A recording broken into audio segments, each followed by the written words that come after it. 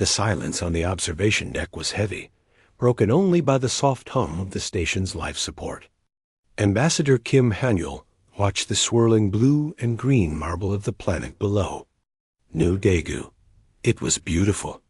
From here, you couldn't see the scars of its early terraforming, the struggle it had taken to make it a home. That was the point, she supposed. To present a perfect, peaceful front, her aide, Lee Soo-min, stood beside her, a datapad held loosely in her hands. The Vellner shuttle has docked, Ambassador. They are proceeding to the meeting hall. Their biosigns, from what our remote scans can gather, indicate agitation, elevated heart rates, heightened thermal signatures. Noted, Soo-min, Haniel said, her voice calm.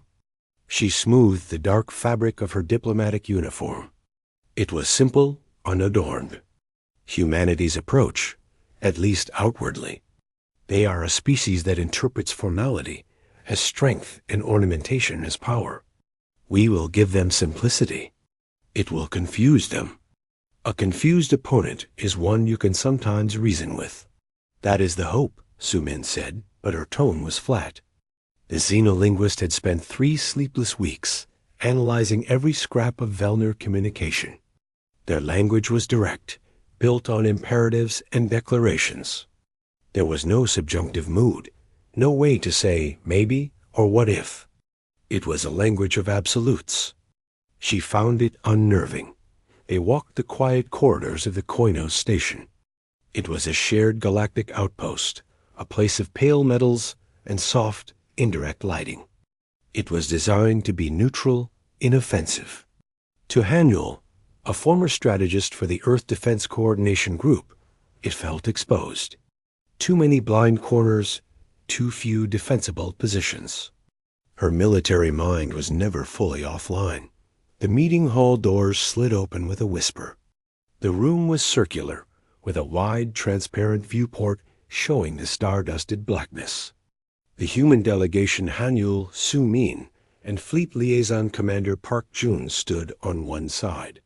Park Jun was a solid, quiet man whose uniform seemed a part of him. He stood perfectly still, his eyes taking in the room. The aliens, the exits, in one swift, professional sweep. On the other side were the Vellner. They were tall, their bodies segmented and covered in a chitinous plating the color of dried blood. 4 eyes, set in a rigid face, stared without blinking. They did not sit. Their leader, Imperator Craxus, was a head taller than the others. With silver streaks across his carapace that denoted rank or age. No greetings were exchanged. Craxus took a step forward, the sound of his limbs clicking against the floor. A translator device around his neck emitted words in a harsh, synthesized tone. Humans, you have settled on worlds in the Gellian spiral. These worlds are within the sphere of Vellner ascension. You will relinquish them. The colonies of New Daegu, Haven's Rest, and Persephone's Claim. Their populations will submit to assessment for labor suitability. Your fleet vessels will surrender for analysis. This is not a negotiation. It is the natural order. Haniel felt the words land in the room like physical blows. She saw Park Jun's jaw tighten infinitesimally. Soo-min's breath hitched. Haniel herself felt a coldness seep into her stomach, but her face remained a composed mask. Imperator Craxus, she began, her voice clear and measured. Welcome to Koinos. The worlds you name are homes to millions of human beings. They are not commodities to be claimed. We are a species that values dialogue. We propose a joint commission to discuss resource sharing, trade agreements, and mutual territorial boundaries. There is room for both our peoples. Craxus made a sound, a dry rasp from within his thorax. The translator interpreted it as a derisive snort. Dialogue. We have observed your coalition. You debate. You compromise. You allow weaker species to have voice. This is sickness. Strength is clear. Strength is unified command. Strength is taking what you have the power to hold. Your values are the muling of prey. We do not share with prey. We consume. Park Jun spoke, his voice low but carrying. What you see as weakness is resilience. A system with many parts can adapt. A single command structure, if broken, collapses. We have learned this lesson through our own long history. You have a history of division and self-destruction, Craxus countered, having clearly studied some files. It confirms your inferior status. You are not a unified predator. You are a herd. And today, the herd is called. He lifted a clawed limb. One of his subordinates touched a device on its wrist. Outside the viewport, in the silent dark, a ship moved. It was a human vessel, the Curiosity, a science ship studying atmospheric patterns around New Dagu's moon. It was unarmed, its hull painted with the blue and white circle of the Human Exploration Directorate. A thin, brilliant beam of crimson light lanced from the Vellner battleship hovering beyond the station. It lasted less than a second. The Curiosity did not explode. It simply came apart, its structure vaporized along a perfect line. The remaining pieces twisting silently, glowing red-hot before fading into cold. Expanding debris, the light from the destruction played across the viewport, illuminating the room in a brief, hellish flash. Time stopped. Haniel's eyes tracked the spreading cloud of metal and gas where 87 men, women, and scientists had been living moments before. She saw the smile of the geologist named Ben, who had shown her crystals from New Dagu's caves. Gone. All of them gone. Not in a battle. Not in a fight. As a demonstration, the coldness in her stomach turned to a solid, dense core of absolute zero. Every diplomatic protocol, every lesson in patience, every hope for a peaceful galaxy evaporated in that instant, burned away by the energy of that weapon. Park Jun had taken half a step forward, his body coiled. Su Min had a hand clamped over her mouth, her eyes wide with horror. Craxus observed them, his 4 eyes unblinking. That is the natural order. That is clarity. Do you now understand the cost of your dialogue? Haniel turned her head slowly from the viewport to look at Craxus. Her face was not contorted in rage. It was utterly, terrifyingly calm. All emotion had been distilled away, leaving only pure, calculative intent. The ambassador was gone. The strategist, the soldier who had planned campaigns in the asteroid wars, was now in full command. She did not raise her voice. She did not gesture. She simply spoke, and each word fell into the dead air of the room like a shard of ice. You just murdered our people. You think this is a game of dominance. You think we are prey. She took one single deliberate step towards the Vellner Imperator, ignoring the way his guard stiffened. You look at our cooperation and call it weakness. You look at our desire for peace and see fear. Another step. Park Jun watched her, recognizing the shift. He saw the woman who had once ordered the scuttling of 3 of her own ships to create a debris field that destroyed an enemy fleet. The cold logic was back. You came here demanding war, Haniel said. Her voice now so quiet, the Vellner had to lean in slightly, their translators straining. You mistake our restraint for cowardice. You believe your violence is supreme. She stopped, mere feet from Craxus. She looked up at his alien, unreadable face. So let me be as clear as your weapon's beam. She paused, ensuring the translator caught every syllable. You want war? The question hung. Then her eyes, dark and unwavering, locked with his cluster of 4. Then face obliteration. For a long moment, there was silence. Then Craxus rasped again, a louder, more contemptuous sound. The translation was a chuckle. Obliteration? You have one system. A handful of ships. You speak big words, little human. Your obliteration is an empty noise. We will take your worlds. We will break your fleet. And we will make you watch." Haniel did not respond. She simply turned her back on him, a gesture of supreme disregard in any culture. She walked towards the door. Park Jun and a trembling Su-min fell in behind her. "The discussion is over," Haniel said, not looking back. "You have chosen your path. Do not complain about where it leads." The doors to the meeting hall closed behind the humans, leaving the Velner in the room, the glittering debris of the Curiosity still drifting past the viewport. Craxus felt a flicker of something unfamiliar. Not doubt. They were insects. But the human female's eyes, there had been no fear in them. Only a promise. A dead, certain promise. He dismissed it. It was the final bravado of a doomed species. He signaled his fleet. The invasion of the Gellian spiral would begin immediately. The humans would be swept aside in dazed dot in the corridor, walking swiftly towards their shuttle bay. Park Jun spoke softly to Haniel. "Orders, Ambassador?" Haniel's pace did not slow. "Get us to the command ship. Unyielding resolve. Activate the Blackwatch protocols. Recall all frontier colonies to defensive postures. And send a priority signal to Choi Min-ho on Gaia's landing." "The engineer?" Su-min asked, her voice shaky.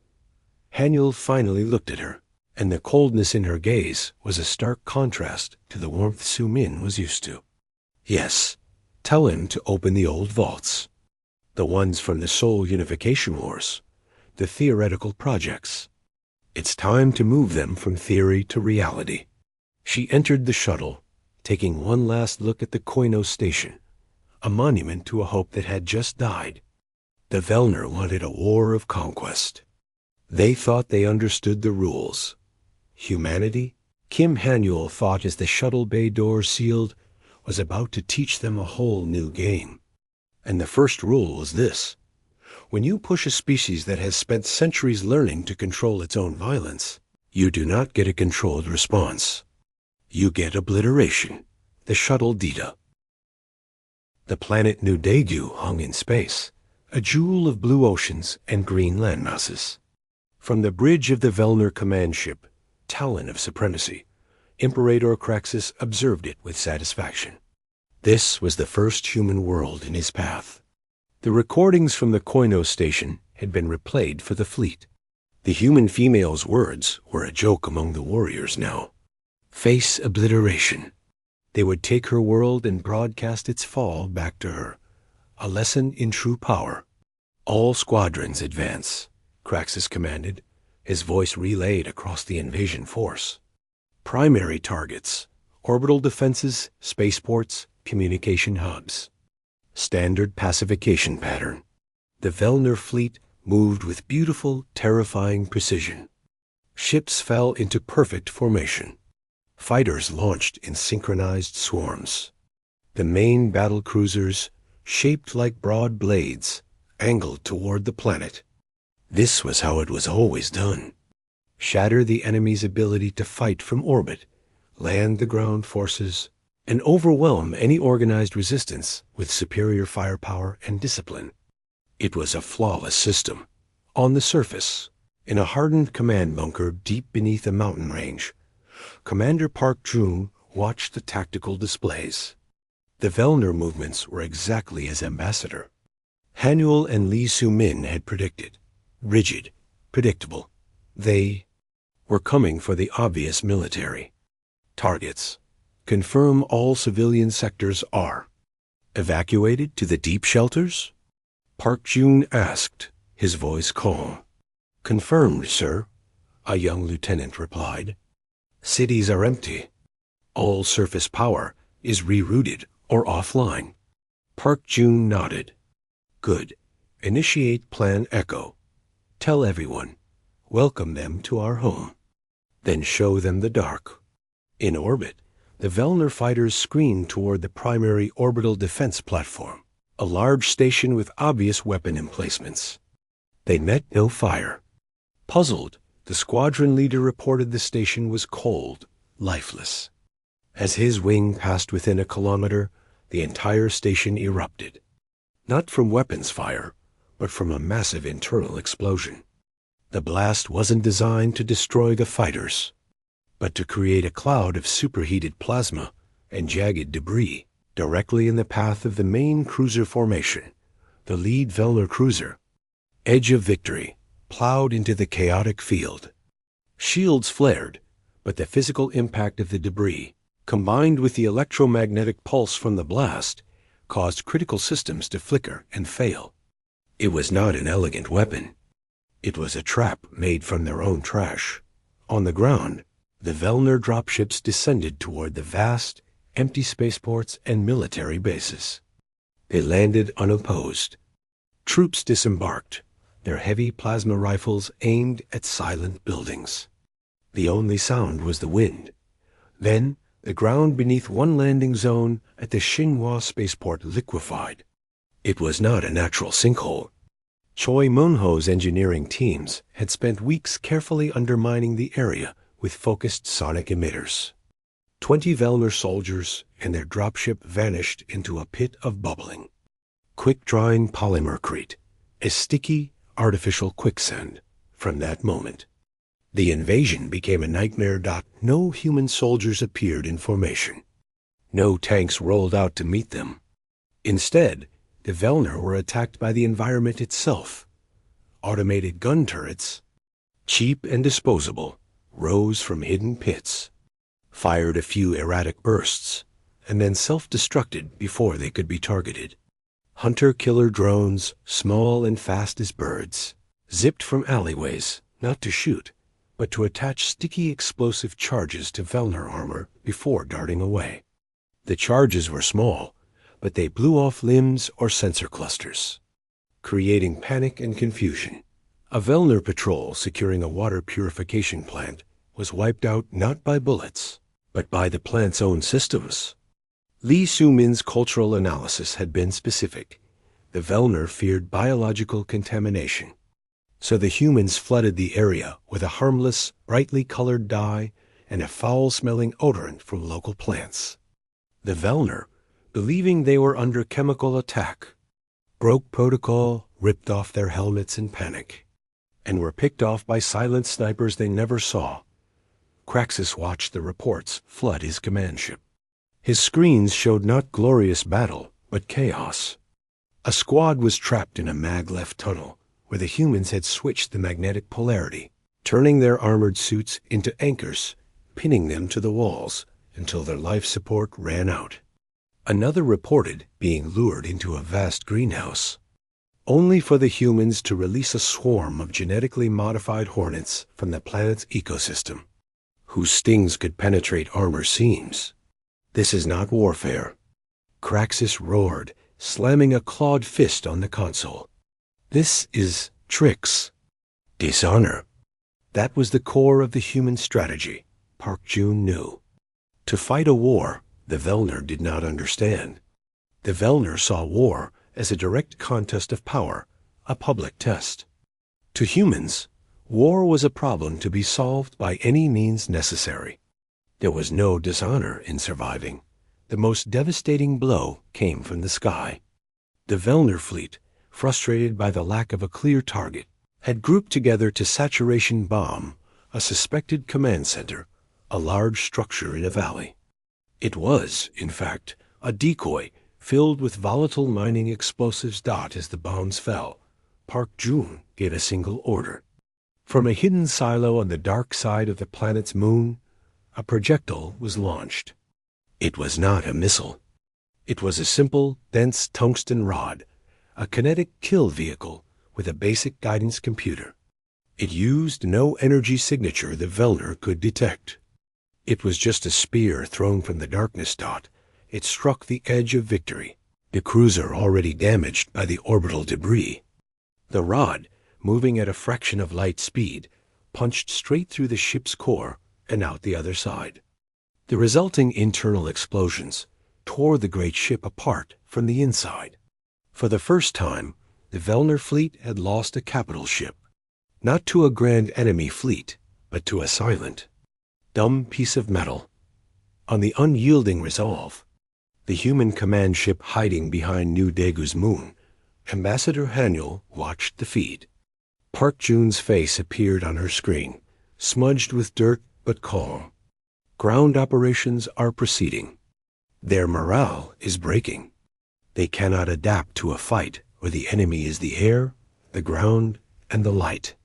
Haniel allowed herself a small, cold smile. And their assessment?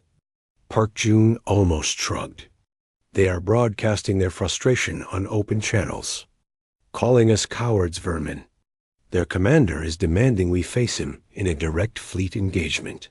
He believes the surface campaign is a distraction, that our real weakness is in space. He is consolidating his fleet for a direct thrust at Gaia's Landing. He thinks if he destroys our home fleet, the tricks will stop. That is exactly what he should think, Haniel said. Feed that belief. Let their remaining ground forces retreat. Make it look like we are pulling back to defend the core worlds. Let them have their victory here. On New Daegu, the Velner forces, bloodied and confused, suddenly found the resistance fading. The traps stopped. The drones vanished. They retook the silent, empty spaceports with no opposition.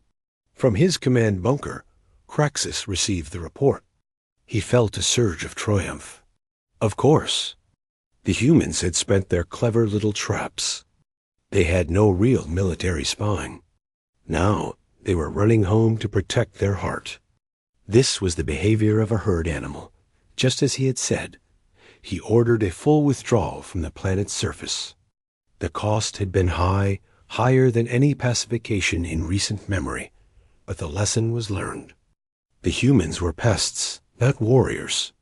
A direct, overwhelming blow to their fleet would end this nuisance forever.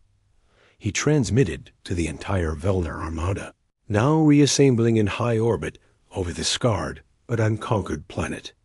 The enemy's cowardice is confirmed. They flee to their core world.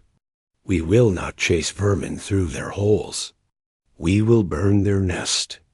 All ships set course for the Gaia system. We will meet their fleet in open space and erase it. Then we will return and burn this world of tricks to its bedrock. The massive Velner armada turned away from New Daegu, its lights glittering like angry stars. They moved as one, a blade aimed at the heart of humanity dot in his bunker. Park Jun watched them go on the sensor screen. The planet was scarred, but its people were safe in the deep shelters. He opened the channel to Haniel. The bait has been taken. They are coming for the hammer. Good. Haniel's voice came back, cool and clear. Prepare the anvil, and ready the needle. It is time to show them that the hammer is not the only tool in the workshop. The bridge of the unyielding Resolve was a tomb of tense quiet. The soft glow of tactical displays painted the faces of the crew in pale blues and greens. At the center, Ambassador Kim Haniel stood beside Commander Park Jun, their eyes fixed on the main hologram. It showed the Gaia system, their home. A swirling, dense knot of yellow light pulsed near the third planet, Gaia's Landing. That was the assembled human home fleet. It was outnumbered 3-1 by the red swarm of icons representing the approaching Velner armada. They will be in engagement range in 6 hours. A tactical officer reported. Her voice tight. Park Jun gave a single slow nod. The plan was set. It was a terrible, brutal plan. It relied on the Velner being exactly as predictable as Lee Su-min said they were. It relied on human sacrifice on a scale that made his soul feel cold. Do we have final confirmation on the target? Haniel asked, her voice devoid of any emotion. Park Jun manipulated the hologram. It zoomed in on the Velner formation, highlighting the largest ship at its center, a monstrous vessel designated Craxus's will. It's their command nexus. All their fleet coordination runs through it. It's not just a ship. It's the brain of their entire society at war. Destroy the brain. The body flails. Lee Soo-min's voice came over the com from the analysis lab deep within the ship. The cultural data is conclusive, Commander. Their hierarchy is absolute. Sub-commanders have zero tactical autonomy. Every adjustment, every squadron movement, is processed and ordered by the flagship's central AI, which is directly linked to Imperator Craxus's own neural interface. It's their greatest strength. It gives them perfect coordination. And their greatest weakness, Hanyul finished. A single point of failure. Exactly, Soo-min replied. They have no concept of a junior officer taking initiative. If the head is removed, the body will not adapt. It will simply repeat its last orders or shut down. It is a psychological and technological vulnerability. The door to the bridge slid open, and Choi Min-ho entered. The engineer looked like he hadn't slept in a week. His hands were stained with lubricant, and there was a fresh burn on his forearm. He carried a simple data slate. "The package is ready," he said, his voice hoarse. "We call it the mirror." He placed the slate on a console, and a schematic appeared. It didn't show a virus, not in the traditional sense. It was a data construct, a compressed file of immense size. "It's not a weapon that attacks their systems," Min-ho explained, pointing. "It's information, a cultural bomb. We've packed it with everything, not just battle histories, but the context. The personal letters from soldiers in trenches, the speeches of leaders who ordered cities burned, the cold equations of mutual assured destruction, the raw, unfiltered footage of every atrocity and every act of desperate heroism from our own worst wars. Translated into their linguistic base code." Park Jun frowned. "You're going to try to scare them with a history lesson?" Min-ho shook his head fiercely. "No, sir. We're going to show them what obliteration really means. Their idea of war is a clean, dominant stroke. Ours is a cancer. It's pain that lasts for generations. It's the willingness to salt our own earth, so you can't have it. The mirror will show them that humanity doesn't just fight to win. We fight to survive. And if survival is taken off the table, we are the species that will, with cold calculation, choose to take everything down with us." He took a breath. It's proof that Hanyul's words weren't a threat. They were a description. A heavy silence followed. The plan, Operation Cuckoo, was now clear, and its audacity was chilling. The human fleet would meet the Velner in a direct, brutal fight. They would take horrific losses. They would make it look like a last, desperate stand to protect Gaia's landing. In the chaos of that battle, when all Velner sensors and attention were fixed on the big, loud conflict, a single unmarked vessel would make its move. The shuttle. Hanyul asked. Park Jun called up another image. It showed a small, ugly craft. It had no weapons. Its shields were minimal. Its only remarkable features were a hull coated in sensor-absorbent material and an engine designed for short, incredibly powerful bursts of speed, like a sprinter. "The Needle," Park Jun said. "It will launch from the debris field of the mining station at the edge of the system. Its signature will be lost in the background noise of the battle. Its course is a straight, fast line to the Craxus's will. It will look like a piece of wreckage. By the time they realize it's not, it should be too late." "Who pilots it?" Hanyul's question was quiet. Park Jun met her gaze. "A volunteer crew. 2 pilots for redundancy. And a boarding team of 4. Their job is to get the mirror into the flagship's core data hub. A physical upload. No wireless transmission they could block." "I see," Hanyul said. She looked back at the hologram, at the red swarm of enemies. "And the fleet's job is to die convincingly." "The fleet's job," Park Jun corrected, his voice grim, "is to hold the Velner's gaze. To make the sacrifice meaningful. To make them believe, without a doubt, that this is our final conventional defense." Every ship we lose makes the Needles' mission more likely to succeed. Haniel turned away from the display and looked at the faces on the bridge. Young men and women, their faces set in masks of determination. They knew the odds. They were going to die to sell a lie. There has to be another way. A young communications officer whispered, not meaning to speak aloud. Haniel walked over to the officer's station. She placed a hand on the young woman's shoulder. There was, Haniel said, her voice carrying across the quiet bridge. It died with the science ship Curiosity over New Daegu. The Velner understand only one language, force. But they think force is a shout. We are going to show them it can be a whisper that erases souls. She looked back at Park Jun and Choi Minho. Make the preparations. Authorize Operation Cuckoo. As the bridge burst into a flurry of final activity, Haniel retreated to her small ready room. She opened a secure channel. The face of Captain Ri Ji-hoon, the commander of the stealth shuttle Needle, appeared. His face was calm. Captain Ri, Haniel began. We are ready, Ambassador, he said, cutting off any sentiment. We understand the mission. Haniel nodded.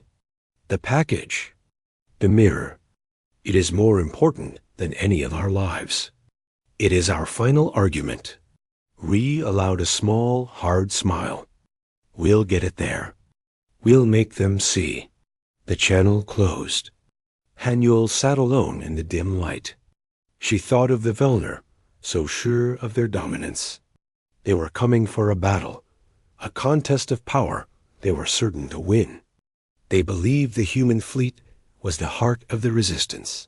They were wrong. The fleet was the fist, clenched to draw attention. The real heart of humanity, its terrible, enduring will, was on that small, fragile shuttle. It was a heart that could beat in the darkness, that could carry the seed of a terrifying truth across the void. The come chimed. It was Park Jun. The Velner Armada is accelerating. They've taken the bait. Battle formation in 90 minutes. Haniel stood, straightening her jacket. Then let's go and give them the fight they think they want. And let us pray the Needle finds its mark. She walked back onto the bridge, the calm at the center of the coming storm. The stage was set. The players were in position. The final, terrible act was about to begin. The space around Gaia's landing became a storm of light and metal. The Velner Armada approached in a perfect, wide formation, a wall of red-tinted ships. Facing them, the human home fleet formed a tight defensive sphere around the planet, a small blue shield against a red tide. Imperator Craxus watched from his command throne aboard the Craxus's will. This was what he understood. This was clarity. The humans had nowhere to run. Their end would be recorded and studied for generations. All forward batteries, he commanded, his voice a satisfied hum. Fire at will. Break their center. Lances of crimson plasma tore through the dark. The human ships returned fire, beams of brilliant blue and white. Ships on both sides began to die. A Velner destroyer caught a lucky hit to its engine core and vanished in a silent, expanding fireball. 2 human frigates, caught in a crossfire, were sliced apart, their hulls glowing like embers before going dark. The battle was deafening in its silence on the bridge of the unyielding resolve. Only the reports broke the quiet. Shields at 40% on the Valiant. Fighter Group Delta is gone. Direct hit on the Perseus. She's breaking up. Commander Park Jun heard each loss, each death, with a stone-like calm. His eyes were fixed on the tactical map. The human formation was being pushed back, slowly, toward the planet's atmosphere. It was a fighting retreat, but it looked like a collapse. They were losing, badly. This was the plan, but knowing it didn't make the acid in his stomach burn any less. Where is the Needle? Ambassador Haniel asked, standing beside him. Her face was pale, her knuckles white where she gripped a railing. A small, separate screen showed a faint blip, a ghost signal moving slowly, erratically, through the outer debris field of a shattered mining station. It was mimicking the spin of wreckage. "It's on course," Park Jun said. "They haven't been spotted. The Velner are too focused on us." As if to prove his point, the unyielding resolve shuddered violently. A console exploded in sparks, and a young officer was thrown from his seat. The lights flickered. Portside armor breached. An engineer yelled, "Containing now." Haniel didn't flinch. Her entire being was focused on that tiny, fragile blip. Captain Ree and his crew were out there, in a ship with the structural integrity of a tin can, heading into the heart of the enemy. Inside the needle, the world was vibration and dread. The small craft had no artificial gravity. The crew was strapped in, feeling every jerk and tumble as the pilot, Lieutenant Kim Dae, navigated the debris field. "Passing the last sensor buoy," Kim Dae said, his voice strained with concentration. "Switching to final approach burn in 3, 2, 1. He fired the main engine. It was a single powerful burst that shoved them all back into their seats. The needle stopped tumbling and became a dart, shooting across the battlefield. Hidden in the blinding energy signatures and radar clutter of the massive warships exchanging fire. On the Velner flagship, a junior sensor officer noticed an anomaly. A small object on a collision course. It was moving fast, but its signature was weak, confused. Imperator, a small contact. Possibly debris on a ballistic path. Craxus glanced at the report. Debris was everywhere. Ignore it. Focus fire on their command ship, the one called Unyielding Resolve. Cut the head off this insect. The needle closed the distance. They could see the Craxus's will now through their viewport. A monstrous angular mountain of a ship, its weapons blazing. It grew larger, swallowing the stars. "Brace for impact." Captain Ree yelled. "This is going to be rough." The needle was not designed to dock. It was designed to crash. At the last second, Kim Dae fired maneuvering thrusters, angling the craft toward a less armored section near the Velner ship's secondary communication array. The collision was a terrible, grinding shriek of metal. Inside the needle, the world became a violent spin of noise and pain. Then silence, broken only by the hiss of escaping air and the groans of the wounded. Captain Ree unstrapped himself, his arm bleeding. He looked back. 2 of his crew were dead, their necks broken on impact. The other 2, including Lieutenant Kim Dae, were alive but badly hurt. The airlock was a mangled mess, but it had sealed against the Velner hull. They were in. "Go," Kim Dae whispered, coughing blood. "We'll hold here, go." Ree nodded, his heart a hammer of grief and duty. He grabbed the heavy data crystal that contained the mirror. With his other hand, he took a plasma cutter and began burning through the inner hull of the Velner ship. Alarms finally began to sound on the Craxus's will. An internal breach. Orders. Craxus was furious. Send a security team to that sector. Eliminate them. How did a piece of debris get through our shields? Ree burst through into a dark, smoky corridor. The air was thick and smelled alien, like ozone and burnt spice. He moved quickly, following the schematics they had memorized. The data hub was deep in the ship's core. He met the first Velner security team at a junction. Their weapons were raised. He had no time for a fight. He threw a small, human-made grenade. It didn't explode with fire, but with a blinding flash and a deafening sonic bang. The Velner, disoriented, stumbled. Ree ran past them, firing his sidearm at their limbs to slow them down, not to kill. He was a ghost in the machine, a piece of grit in the eye of a giant. More alarms. More Velner soldiers. He was hit, a plasma burn searing across his leg. He fell, crawled, got back up. The data crystal felt heavier with every step. Finally, he reached a sealed door. The primary data nexus. It was protected by a heavy bulkhead. He placed his last explosive charge on the lock. The blast blew the door inward. Inside was a cavernous room, pulsing with cold blue light and the hum of massive processors. In the center was the main interface column. Velner guards were pouring into the room behind him. He had seconds. Ree stumbled to the column. He found a physical data port, just as Lee Su-min's analysis had predicted they would have for maintenance. He slammed the human data crystal into the port. A Velner guard raised his weapon. "Stop, human." Ree turned, leaning against the column, blood dripping from his leg. He smiled a bloody, tired smile. "You wanted to see our heart?"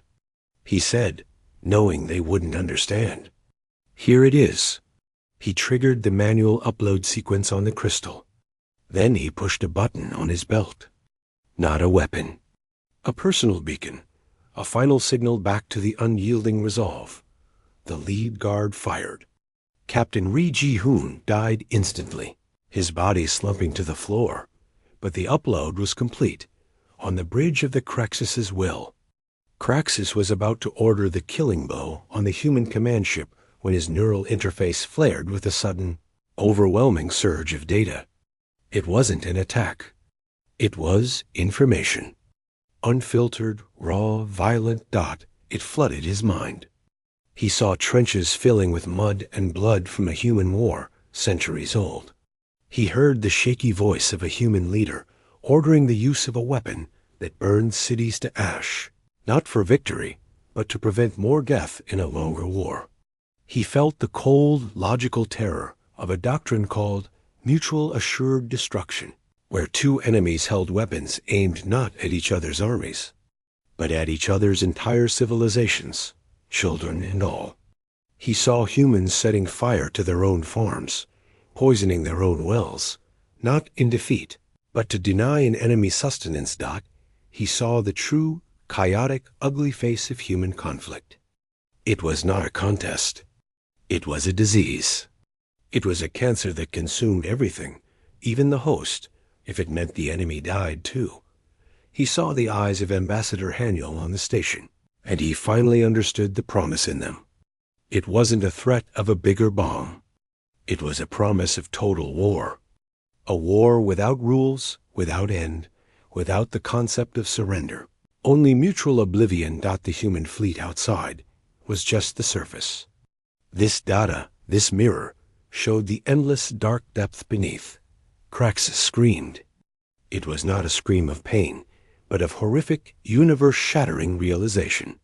He tore the neural interface from his head, but it was too late. The understanding was in him. He had demanded war, and humanity had just shown him that their version of war did not end with surrender. It ended only when there was nothing left to fight over. On the unyielding resolve, Park Jun saw the Velner fleet's movements stutter. The relentless advance stopped.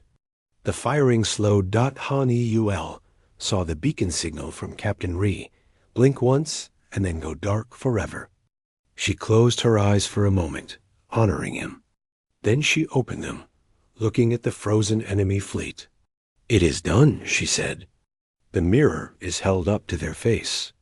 Now, let us see if they can bear their own reflection." The silence was the most terrifying thing. The storm of light and fury that had filled the space around Gaia's landing simply stopped.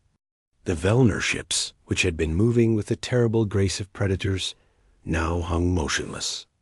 Their weapons did not fire. Their engines did not flare. They drifted like a fleet of ghosts, painted in the cold light of the distant sun. On the bridge of the unyielding resolve, the crew held their breath. The only sounds were the beeps of damaged systems and the soft, pained breathing of the wounded. Commander Park Jun watched his tactical screen, waiting for the next wave, the final, crushing blow. It did not come. What are they doing? A young ensign whispered, his voice cracking. Park Jun shook his head slowly. He didn't know. He looked at Kim Hanyul. Her face was turned toward the main viewport, her eyes fixed on the enemy flagship, the Craxus's will. She looked like she was listening to a sound only she could hear. Inside the Velner flagship, the silence was absolute. Imperator Craxus sat on his command throne, but he was no longer commanding. The neural interface cable dangled from his hand, still sparking faintly. The 4 eyes in his rigid face were wide, staring at nothing. The mirror had done its work, but it was not a weapon that destroyed circuits. It was a truth that shattered a worldview. For his entire life, Craxus had understood power as a simple equation. Stronger overcomes weaker. War was the ultimate expression of that truth, a clean, decisive test. What had flooded his mind was not clean. It was chaotic, illogical, and horrifyingly deep.